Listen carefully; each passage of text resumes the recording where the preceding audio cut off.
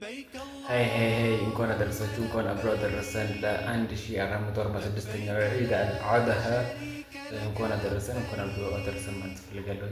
እና በዚሁ እግረ መንገድ አንድ ነገር ልነግራችሁ ፈልጋለሁ።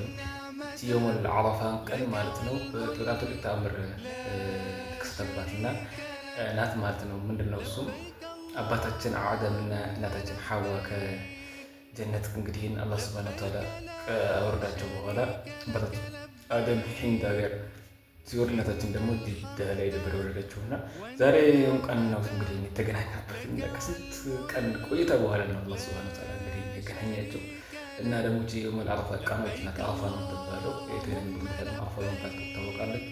ያቺን ቀን ነው የምናከብረው ማለት ነው። በጣም ውድ የሆነ ቀን ዱዓችን ብናደርግ እና ፍቅራችን የምንገልጥበት ደስ የሚለን ቀን እነሱም በቃ ናፍቆታችን የተገላለጡበት ቀን ነው እና በዓላት ይላሉ የፍቅር መገላለጫ ቀናት ማለት የመከባበሪያ የመተዛዘኛ የተለያዩ ነገሮች የምናደርግባት ማለት ነው እና ደግሞ አላህን በመፍራት የምናሳልፍባት ቀን ላይ አላኩል ያህል ይመቻችሁ።